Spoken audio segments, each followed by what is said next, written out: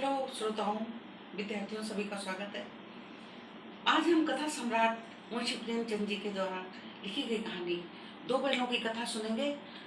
ये सिलेबस में शामिल है और 9th में है और 7th में भी है। इस कहानी में मुख्य दो पात्र हैं जो बैल हैं, हीरा और मोती। लेखक ने इस कहानी के माध्यम से कृषक समाज और पशुओं के बीच में जो जो प्रेम भावनात्मक संबंध होता है जो उसको दर्शाया है और ये भी बताया है कि स्वतंत्रता मनुष्य के लिए या किसी और जीव के लिए कितना आवश्यक है। और स्वतंत्रता यूं ही नहीं मिलती है, बार बार संघर्ष करना पड़ता है। स्वतंत्रता मनुष्य के लिए, सुख ही जीवन के लिए बहुत आवश्यक है। कहा भी गया है कि पराधीन सपने सुख नाई, अर्थात पराधीन व्यक्ति चाहे वो जीव हो, मनुष्य हो, किसी को सुख नहीं प्राप्त होता है। तो चलिए प्रेमचंद की शब्दों में हम कहानी सुनते हैं।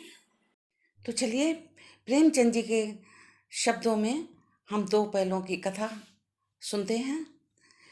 जानवरों में गधा सबसे बुद्धिमान समझा जाता है। हम जब किसी आदमी को पहले दर्जे का बेवकूफ़ कहना चाहते हैं तो उसे गधा कहते हैं। गधा सचमुच बेवकूफ़ है या उसके सीधेपन, उसकी निरापद सहिष्णुता ने उसे यह पदवी दे दी है, इसका निश्चय नहीं किया जा सकता। गायें सींग मारती हैं, ब्याही हुई गायें तो अनायास ही सिंघनी रूप धारण कर लेती हैं। कुत्ता भी बहुत गरीब जानवर, लेकिन कभी कभी तो उसे भी क्रोध आ जाता है, किंतु गधे को कभी क्रोध करते नहीं सुना, न देखा। जितना चाहो गरीब को मारो, चाहे जैसी शराब खराब सड़ी हुई घास सामने डाल दो, चाहे जैसी खराब सड़ी हुई घास डाल दो, उसके चेहरे पर कभी सही असंतोष की छाया नहीं दिखाई देती। बैसाख में चाहे एक आध बार कुलेल कर लेता है, पर हमने तो उसे कभी खुश नहीं देखा। उसके चेहरे पर स्थायी विषाद, विषाद माने दुख, स्थायी रूप से छाया रहता है। सुख दुख हानि लाभ किसी भी दशा में उसे बदलते नहीं देखा। ऋषियों मुनियों के जितने गुण हैं वो सभी उसमें पराकाष्ठा की ऊपर पहुंच गए हैं, पर आदमी उसे बेवकूफ़ कहता है। सद्गुणों का इतना अनादर, कदाचित सीधापन संसार के लिए उपयुक्त नहीं है। देखिए ना, भारतवासियों की अफ्रीका में क्या दुर्दशा हो रही है। क्यों अमेरिका में उन्हें घुसने नहीं दिया जाता? बेचारे शराब नहीं पीते हैं, 4 पैसे कुछ समय के लिए बचा कर रखते हैं, जी तोड़कर काम करते हैं, किसी से लड़ाई झगड़ा नहीं करते हैं, 4 बातें सुनकर गम खा लेते हैं, फिर भी बदनाम है। कहा जाता है वे जीवन के आदर्श को नीचा करते हैं। अगर वे ईंट का जवाब पत्थर से देना सीख जाते तो शायद सभ्य कहलाते। जापान की मिसाल सामने है। एक विजय ने उसे संसार की सब जातियों में गढ़े बना दिया, लेकिन गधे का एक छोटा भाई और भी है जो उसे कम ही गधा है, और वह है बैल। जिस अर्थ में हम गधा का प्रयोग करते हैं, गधा शब्द का कुछ उसी से मिलते जुलते अर्थ में बछिया के ताऊ का भी प्रयोग करते हैं। कुछ लोग बैल की शायद बेवकूफ़ी में सर्वश्रेष्ठ कहेंगे, मगर हमारा विचार ऐसा नहीं है। बैल कभी कभी मारता भी है, कभी कभी अड़ियल बैल भी देखने में आते हैं और कई रीतियों से अपना असंतोष प्रकट कर देता है। अतएव उसका स्थान गधे से नीचा है। झूरी के पास 2 बैल थे।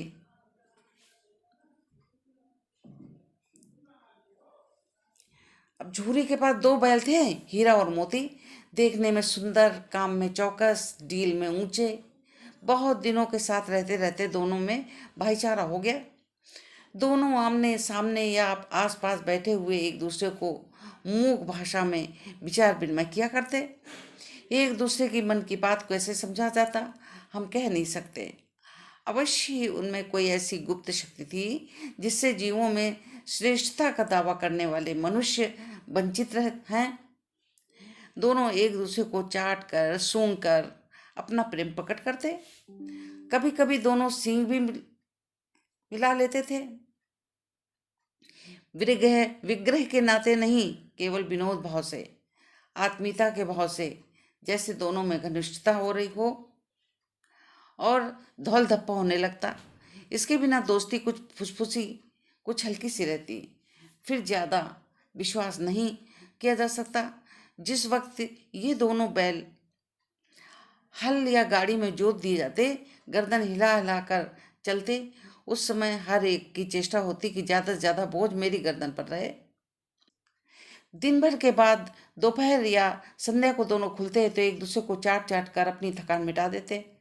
नाद में खुली भूसा पड़ जाने के बाद दोनों साथ बैठते और एक मुंह हटा लेता तो दूसरा भी हटा लेता। संयोग की बात, झूरी ने एक बार गोई के ससुराल भेज दिया। बैलों को क्या मालूम वे कहाँ भेजे जा रहे हैं। समझे मालिक ने हमें भेज दिया है, अपना यूं बेचा जाना उन्हें अच्छा न लगा। बुरा कौन जाने, पर झूरी के साले गया को घर तक गोई ले जाने में दांतों पसीना आ गया। पीछे से हाँकता तो दोनों बाएं भाग जाते, पगैया पकड़कर आगे खींचते तो दोनों पीछे जोर लगाते, मारता तो दोनों सींगे नीचे करके हुंकारते। अगर ईश्वर ने उन्हें बाड़ी दी होती तो झूरी से पूछते, तुम हम गरीबों को क्यों निकाल रहे हो? हमने तो तुम्हारी सेवा करने में कोई कसर नहीं उठा रखी। अगर इतनी मेहनत से काम न चलता और काम ले लेते। हम तो तुम्हारी चाकरी में मर जाना कबूल था। हमने कभी दाने चारे की शिकायत नहीं की, तुमने तो कुछ खिलाया, वह सिर झुकाकर कर खा लिया। फिर तुमने हमें इस जालिम के हाथ क्यों बेच दिया? संध्या समय दोनों बैल अपने नए स्थान पहुंचे। दिन भर के भूखे थे, लेकिन जब नाद में लगाए गए तो एक ने भी मुंह नहीं डाला। दिल भारी हो रहा था। जिसे उन्होंने अपना घर समझ रखा था वह आज उनसे छूट गया। यह नया घर या नया गांव, नए आदमी उन्हें बेगाने से लगते थे। दोनों ने अपना मूक भाषा में सलाह की कि एक दूसरे को कनखियों से देखा और लेट गए। जब गांव में सोता पड़ गया तो दोनों जोर जोर पकड़ा तोड़ा डाले और घर की तरफ चले। पगहे बहुत मजबूत थे, अनुमान ना हो सकता कि कोई बैल उन्हें तोड़ सकता, पर इन दोनों ने इस समय दूनी शक्ति आ गई थी। एक एक झटके से रस्सियां टूट गई। झूरी प्रातःकाल सोकर उठा, देखा दोनों बैल चरनी पर खड़े थे। दोनों की गर्दनें आधा आधा गराव लटका था, घुटने तक पांव कीचड़ से भरे थे। दोनों आंखों में विद्रोह में स्नेह झलक रहा था। झूरी बेलों को देखकर स्नेह से गदगद हो गया, दौड़कर उन्हें गले लगा दिया। प्रेमालिंगन और चुंबन का वह दृश्य बड़ा ही मनोहर था। घर और गांव के लड़के जमा हो गए, तालियां बजा बजा कर उनका स्वागत करने लगे। गांव के इतिहास में यह घटना अभूतपूर्व न होने पर भी महत्वपूर्ण थी। बाल सभा ने निश्चय किया कि दोनों पशु वीरों का अभिनंदन पत्र देना चाहिए। कोई अपने घर की रोटियां लाया, कोई गुड़, कोई चोकर, कोई भूसी, और एक बालक ने कहा, ऐसे बैल किसी के पास न होंगे। दूसरे ने समर्थन किया, इतनी दूर से दोनों अकेले चले आए। तीसरा बोला, बैल नहीं, वे उस जन्म के आदमी हैं। इस प्रतिवाद करने का किसी को साहस नहीं हुआ। झूरी की स्त्री ने बैलों के द्वार पर देखा तो जल उठी।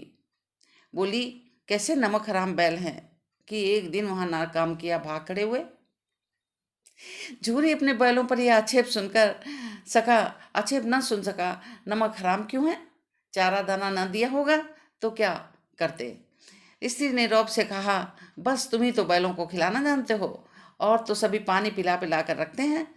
झूरी ने चिढ़ाया, चारा दिया तो क्यों भागते?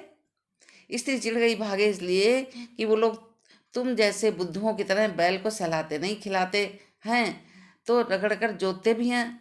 ये दोनों ठहरे कामचोर, भाग निकले। अब देखूं कहाँ से खली और चोकर मिलता है। सूखे भैंस भूसे के सिवा कुछ ना दूंगी, खाए चाहे मर जाए। वही हुआ। मजूर की बड़ी ताकीद दी गई कि बैलों को खाली भूसा दिया जाए। बैलों ने नाद में मुंह डाला तो फीका फीका, ना कोई चिकनाहट ना कोई रस। क्या खाएं? आशा भरी आंखों से द्वार की ओर ताकने लगे। झूरी ने मजूर से कहा, थोड़ी सी खली क्यों नहीं डाल देता है बे? मालकिन मुझे मार ही डालेंगी, चुरा कर डाला। ना दादा, पीछे से तो तुम भी उन्हीं की सी कहोगे। दूसरे दिन झूरी का साला फिर आया और बैलों को ले चला। अब कि उसने दोनों को गाड़ी में जोता। 2-4 बार मोती ने गाड़ी की खाई में गिराना चाहा, पर हीरा संभाल लिया। वो ज़्यादा सहनशील था। संध्या समय घर पहुंचकर उसने दोनों को मोटी रस्सियों से बांधा और कल की शरारत का मजा चखाया। फिर वही सूखा भूसा डाल दिया। अपने दोनों बैलों को खली चूनी, सब कुछ दी। दोनों बैलों का ऐसा अपमान कभी न हुआ था। झूरी ने उन्हें फूल की छड़ी से भी छूता न था। उसकी टिटकार पर दोनों उड़ने लगते थे। यहाँ मार पड़ी आहत सम्मान की बता तो थी ही, उस पर मिला सूखा भूसा। नाद की तरफ आंखें तक न उठाई। दूसरे दिन गया ने बैलों को हल में जोता, पर इन दोनों ने जैसे पाँव न उठाने की कसम खा ली।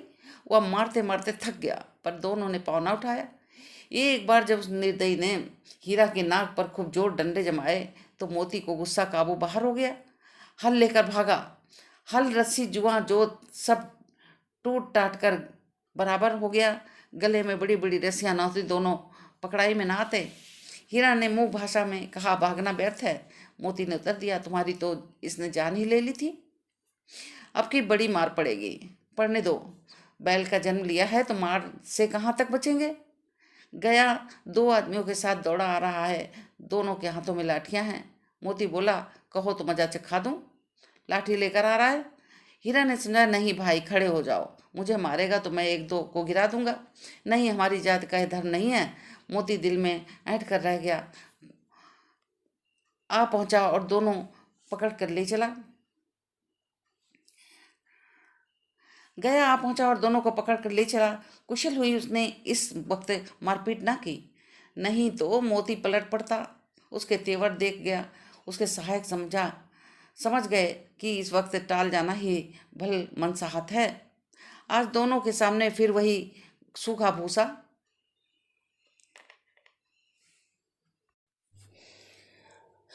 आज दोनों के सामने फिर वही सूखा भूसा लाया गया। दोनों चुपचाप खड़े रहे। घर के लोग भोजन करने लगे। उस वक्त छोटी सी लड़की 2 रोटियां लेकर निकली और दोनों के मुंह में एक एक देकर चली गई। उस दिन उस एक रोटी से उनकी भूख को तो शांति क्या होती, पर दोनों के हृदय मानो भोजन मिल गया। यहाँ भी किसी सज्जन का वास है। लड़की भैरव की थी। उसकी माँ मर चुकी थी। सौतेली माँ मारती रहती थी, इसलिए इन बैलों से उसे एक प्रकार की आत्मीयता हो गई थी। दोनों दिन भर जोते जाते, डंडे खाते, अड़ते, शाम को थान पर बांध दिए जाते। रात को वही बालिका उन्हें 2 रोटियां खिला जाती। प्रेम के इस प्रसाद की यह बरकत थी कि 2-2 गाल सूखा भूसा खाकर भी दोनों दुर्बल ना होते, मगर दोनों की आंखों में रोम रोम में विद्रोह भरा हुआ था। एक दिन मोती ने मुंह भाषा में कहा, अब तो नहीं सहा जाता हीरा, क्या करना चाहते हो। एक आध को सींगों पर उठाकर फेंक दूंगा, लेकिन जानते हो वह प्यारी लड़की जो हमें रोटियां खिलाती है, उसी की लड़की है जो इस घर का मालिक है। यह बेचारी अनाथ हो जाएगी तो मालकिन को ना फेंक दूं, वही तो इस लड़की को मारती है। लेकिन औरत जात पर सिंग चलाना मना है, यह भूले जाते हो। तुम तो किसी तरह निकलने नहीं देते, बताओ तुड़ाकर भाग चलें। हाँ, मैं ये स्वीकार करता हूँ, लेकिन इतनी मोटी रस्सी टूटेगी कैसे। इसका उपाय है, पहले रस्सी को थोड़ा चबा लो, फिर एक झटके से टूट जाती है। रात को जब बालिका रोटियां खिलाकर चली गई तो दोनों रस्सियां चबाने लगी, पर मोटी रस्सी मुंह में ना आती थी। बेचारे बार बार जोर लगाकर रह जाते। सहसा घर का दरवाजा खुला और वही बालिका निकली। दोनों सिर झुकाकर उसका हाथ चाटने लगे। दोनों की पूंछें खड़ी हो गईं। उसने उनके माथे चलाए और बोली, खोले देती हूँ, चुपके से भाग जाओ, नहीं तो ये लोग मार डालेंगे। आज घर में सलाह हो रही कि उनकी नाकों में नाद डाल दी जाएगी। उसने गराव खोल दिया, पर दोनों चुपचाप खड़े रहे। मोती ने अपनी भाषा में पूछा, आप चलते क्यों नहीं। हीरा ने कहा, चलें, लेकिन कल इस तनात की आफत आ जाएगी, सब इसी पर संदेह करेंगे। सहसा बालिका चिल्लाई, दोनों फूफा वाले बैल भागे जा रहे हैं। ओ दादा, दोनों बैल भागे जा रहे हैं, जल्दी दौड़ो। ये हड़बड़ा कर भीतर निकला और बैलों को पकड़ने लगा। वो दोनों भागे। गया ने पीछा किया और भी तेज हुए। गया ने शोर मचाया, फिर गांव के आदमियों को भी साथ लेने के लिए लौटा। दोनों मित्रों को भागने का मौका मिल गया। सीधे दौड़ते चले गए, यहाँ तक कि मार्ग का ज्ञान न रहा। जिस परिचित मार्ग से आए थे उसका यहाँ पता न था। नए नए गांव मिलने लगे। तब दोनों एक खेत के किनारे खड़े होकर सोचने लगे, अब क्या करना चाहिए। हीरा ने कहा, मालूम होता है राह भूल गए। तुम भी बेतहाशा भागे। वही उसे मार गिराना था। उसे मार गिराते तो दुनिया क्या कहती। वह अपना धर्म छोड़ दे, लेकिन हम अपना धर्म क्यों छोड़ें। दोनों भूख से व्याकुल हो रहे थे। खेत में मटर थी, चढ़ने लगे। रह रहकर आहट लेते, कोई आता तो नहीं है। जब पेट भर गया तो दोनों ने आज़ादी का अनुभव किया तो मस्त होकर उछलने लगे। पहले दोनों ने डकार ली, फिर सींग मिलाए और एक दूसरे को ठेलने लगे। मोती ने हीरा को कई कदम पीछे हटा दिया, यहाँ तक कि खाई में गिर गया। तब उसे क्रोध आया, संभल कर उठा और फिर मोती से भिड़ गया।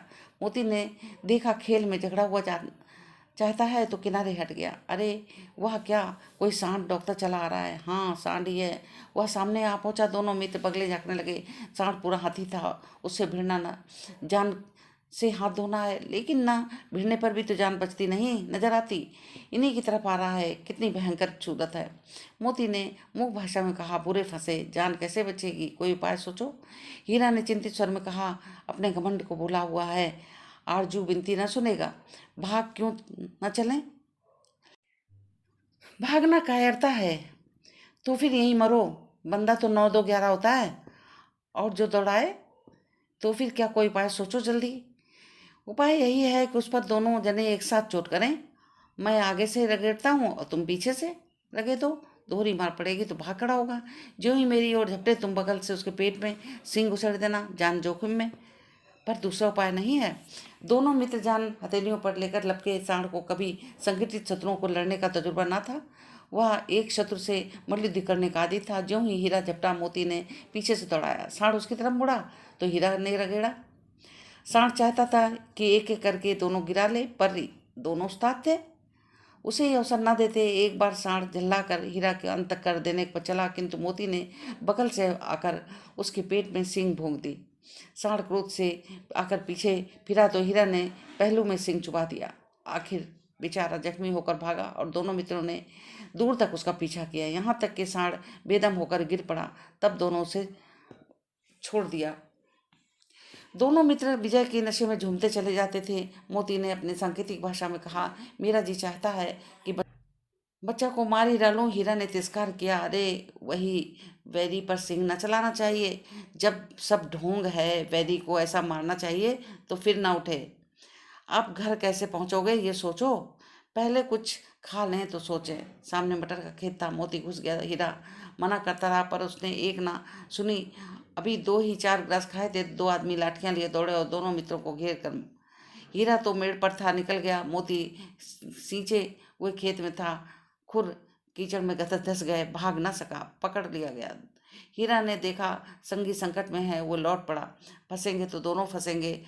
रखवालों ने उसे भी पकड़ लिया। प्रातः दोनों मित्र कांजी हाउस बंद कर दिए गए। दोनों मित्रों को जीवन में पहली बार ऐसा सबक पड़ा कि सारा दिन बीत गया और खाने को एक दिन का भी न मिला। समझ में नहीं आता कि ये कैसा आदमी है। इससे तो गया फिर भी अच्छा था। वहाँ कई भैंसें थी, कई बकरियाँ थीं, कई घोड़े थे, कई गधे थे, पर किसी के सामने चारा न था। सब जमीन पर मुर्दों की तरह पड़े थे। कई तो इतने कमजोर हो गए थे, खड़े भी नहीं हो सकते थे। सारा दिन दोनों मित्र फाटक की ओर टकटकी लगाए ताकते रहे, पर कोई चारा लेकर ना आता दिखाई दिया। तब दोनों ने दीवार की नमकीन मिट्टी चाटनी शुरू करी, पर इससे क्या तृप्ति होती। रात को जब कुछ भोजन ना मिला तो हीरा ने के दिल में विद्रोह की ज्वाला भड़क उठी। मोती ने बोला, अब तो नहीं रहा जाता हीरा। मोती ने सिर लटकाए हुए जवाब दिया, मुझे तो मालूम होता है प्राण निकल रहे हैं। इतनी जल्दी हिम्मत ना हारो भाई। यहाँ से भागने का कोई उपाय निकालना चाहिए और दीवार तोड़ डालें। मुझसे तो अब कुछ होगा नहीं। बस इसी बूते पकड़ते थे, सारी अकल निकल गई। बाड़े की दीवार कच्ची है, हीरा मजबूत तो था ही। उसने नुकीली सींग दीवार में गड़ा दी और जोड़ मारा तो मिट्टी का चिप्पड़ निकल आया। फिर तो उसका साहस बढ़ा। उसने दौड़ दौड़ कर दीवारें चोट की और हर चोट में थोड़ी थोड़ी मिट्टी गिराने लगा। उसी समय कांजी हाउस का चौकीदार लालटेन लेकर जानवरों की हाजिरी लेने आ गया। हार हीरा का यह उजटपन देखकर उसे कई डंडे रसीद किया और मोटी सी रस्सी में बांध दिया। मोती ने पड़े पड़े कहा, आखिर मार खाई, क्या मिला? अपने बूते भर जोर तो मार लिया, ऐसा जोर मारना किस काम का, और बंधन में पड़ गए। जोर तो मारता हो जाऊंगा, जोर तो मारता हो जाऊंगा, चाहे कितने भी बंधन पड़ते जाएं, जान से हाथ धोना पड़ेगा। कुछ परवाह नहीं, यूं तो मरना ही है। सोचो दीवार खुद जाती तो कितनी जान बच जाती। कितने भाई यहाँ बंद हैं, किसी को देह में जान नहीं है। 2-4 दिन यही हाल रहा तो हम भी मर जाएंगे। हाँ ये बात तो है। अच्छा तो लो, फिर मैं भी जोर लगाता हूँ। मोती ने भी दीवार की में जगह उसी जगह सींग मारा। थोड़ी सी मिट्टी गिरी, हिम्मत बढ़ी, फिर तो वह दीवार पे सींग लगाकर इसी तरह जोर करने लगा, मानो किसी दंदी से लड़ रहा हो। आखिर कोई तो घंटे की जोर आजमाई के बाद दीवार ऊपर के लगभग 1 हाथ गिर गई। उसने दूनी शक्ति से धक्का मारा तो आधी दीवार गिर गई। दीवार का गिरना था कि अधमरे सो रहे पड़े हुए सब जानवर चेत उठे। दोनों घोड़ियां सरपट भाग निकली, फिर बकरियां निकली, उसके बाद भैंस भी खिसक गई, पर गधे अभी तक ज्यों के त्यों खड़े थे। हीरा ने पूछा, तुम दोनों क्यों नहीं भागते? एक गधे ने कहा, कहीं फिर पकड़ जाएं तो क्या हर्ज है, अभी तो भागने का अवसर है। हमें तो डर लगता है, हम यहीं पड़े रहेंगे। आधी रात से ऊपर हो चुकी थी। दोनों गधे भी खड़े सोच रहे थे भागें कि ना भागें, और मोती और मित्र की रस्सी तोड़ने में लगा हुआ था। वह हार गया तो हीरा ने कहा, तुम जाओ, मुझे यहीं पड़ा रहने दो, शायद कहीं भेंट हो जाए। मोती ने आंखों में आंसू लाकर बोला कि तुम मुझे इतना स्वार्थी समझते हो हीरा? हम और तुम इतने दिनों से एक साथ रहे हैं, आज तुम विपत्ति में पड़ गए तो मैं तुम्हें छोड़कर भाग जाऊं? हीरा ने कहा, बहुत मार पड़ेगी, लोग समझ जाएंगे ये तुम्हारी शरारत है। मोती गर्व से बोला, इस अपराध के लिए तुम्हारे गले में बंधन पड़ा, उसके लिए अगर मुझ पर मार पड़े तो क्या चिंता, जितना हो ही गया है, 9-10 प्राणियों की जान बच गई, वह सब तो आशीर्वाद देंगे। ये कहते हुए मोती ने दोनों गधों की सींगों से मार मार कर बाड़े के बाहर निकाल दिया। तब अपने बंधु के पास आकर सो रहा। भोर होते ही मुंशी और चौकीदार अन्य कर्मचारियों की कैसी खलबली मची, इसके लिखने की आवश्यकता नहीं है। बस इतना काफ़ी है कि मोती खूब मरम्मत हुई, उसे भी मोटी रस्सी में बांध दिया गया। 1 सप्ताह तक दोनों मित्र वहाँ से पड़े रहे। किसी ने चारे का एक तृण भी न दिया। हाँ, एक बार पानी दिखा दिया जाता, यही उनका आधार था। दोनों इतने दुर्बल हो गए थे कि उठा तक न जाता। ठठरियाँ निकल गई थीं। एक दिन बाड़े के सामने डुग्गी बजने लगी। दोपहर होते होते वहाँ 50-60 आदमी जमा हो गए। तब दोनों मित्र निकल कर आए। उनकी देखभाल कर होने लगी। लोग आकर उनकी सूरत देखते मन फीका करके चले जाते। ऐसे मृतक बलों को कौन खरीदेगा? सहसा एक दड़ियल आदमी, उसके आंखें लाल थीं, मुद्रा अत्यंत कठोर, और दोनों मित्रों को कूल्हों में उंगली गोद कर मुंशी जी से बातें करने लगा। उसका चेहरा देखकर अंतर्ज्ञान से दोनों मित्रों का दिल कांप उठे। वो कौन था और उन्हें क्यों टटोल रहा है, इस विषय में कोई संदेह ना हुआ। दोनों ने एक दूसरे को भीत नजरों से देखा और सिर झुका लिया। हीरा ने कहा, गया के घर से नाहक भागे, अब जान न बचेगी। मोती ने अश्रद्धा भाव से उत्तर दिया, कहते हैं भगवान सबके ऊपर दया करते हैं, उन्हें हमारे ऊपर दया क्यों नहीं आती? भगवान के लिए हमारा मरना जीना दोनों बराबर है। चलो अच्छा ही है, एक दिन उनके पास रहेंगे। एक बार भगवान ने उस लड़की के रूप में हमें बचाया था, और अब ना बचाएंगे। ये आदमी छुरी चलाएगा, देख लेना। तो क्या चिंता, मांस, खाल, सींग, हड्डी किसी न किसी काम आ जाएगी। नीलाम हो जाने के बाद दोनों मित्र उस दड़ियल के साथ चल दिए। दोनों की बोटी बोटी कांप रही थी। बेचारे पांव तक ना उठा सकते थे, पर भय के मारे गिरते पड़ते भागे जाते थे, क्योंकि वह जरा सी चाल धीमी हो जाने पर जोर से डंडा जमाता था।